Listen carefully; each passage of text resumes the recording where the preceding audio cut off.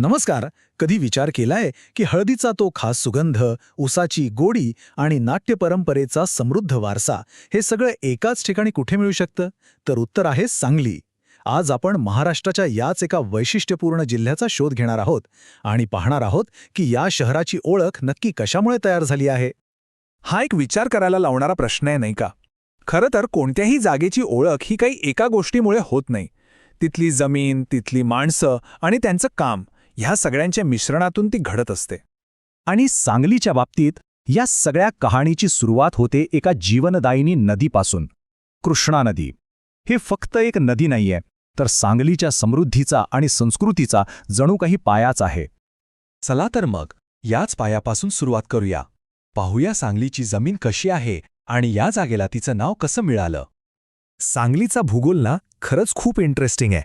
म्हणजे बघा, एका बाजूला कृष्णा नदीच्या कृपेमुळे सुपीक हिरवीगार जमीन आहे, तर दुसरीकडे पश्चिमेला थोडा डोंगराळ आणि कमी पावसाचा प्रदेश.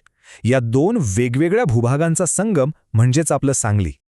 आणि गंमत म्हणजे या जागेच्या नावातच तिचा इतिहास दडलेला आहे. सांगलीचं मूळ नाव होतं सहगल्ली, म्हणजे 6 गल्ल्या असलेले एक गाव. यावरूनच कल्पना करा, आजचं हे मोठं शहर कधी काळी किती छोटंसं असेल. सांगलीचा राजकीय प्रवासही तितकाच रंजक आहे. एकेकाळी मिरज संस्थानाचा एक छोटासा भाग असलेलं हे ठिकाण 1801 मध्ये पटवर्धन घराण्याच्या काळात एक स्वतंत्र संस्थान म्हणून नावारूपाला आलं आणि स्वातंत्र्यानंतर तर थेट भारताच्या नकाशावर एक महत्त्वाचं जिल्हा मुख्यालय बनलं. पण सांगलीची खरी ओळख ती तिच्या मातीत दडलेली आहे. चला पाहूया सांगलीला एक कृषी शक्ती केंद्र म्हणून ओळख कशी मिळाली. महाराष्ट्राचे हळद शहर ही फक्त एक पदवी नाहीये, तर ही सांगलीची जगभरातली ओळख आहे.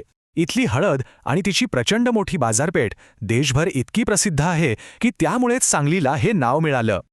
सांगलीच्या अर्थव्यवस्थेचे हे 3 भक्कम खांब आहेत. एकीकडे हळदीमुळे हळद शहर ही ओळख आहेच, तर दुसरीकडे ऊसाच्या शेतीमुळे हा प्रदेश साखरपट्टा म्हणूनही ओळखला जातो. आणि आता तर या द्राक्षांची भर पडलीये, ज्यामुळे इथला वाईन उद्योगही चांगलाच फोफावत आहे.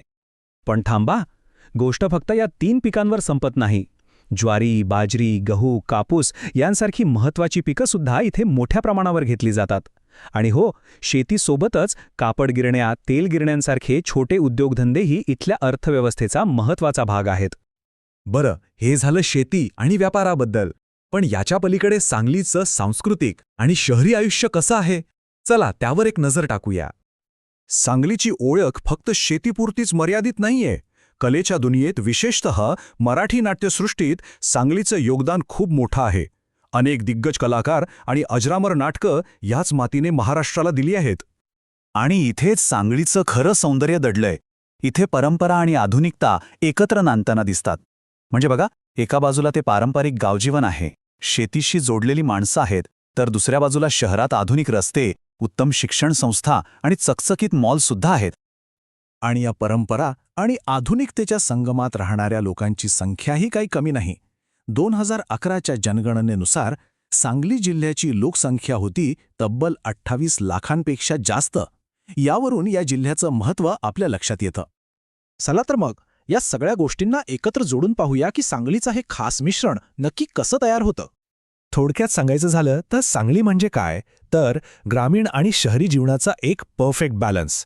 इथे शेतीतून आलेली समृद्धी आहे, मोठा सांस्कृतिक वारसा आहे आणि सगळ्यात महत्त्वाचं म्हणजे मोठ्या शहरांच्या गर्दी गोंधळाशिवाय प्रगती करण्याची संधी देणारे हे ठिकाण आहे.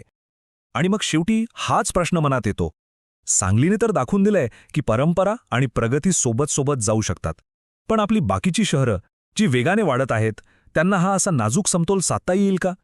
खरंच विचार करण्यासारखी गोष्ट आहे ही.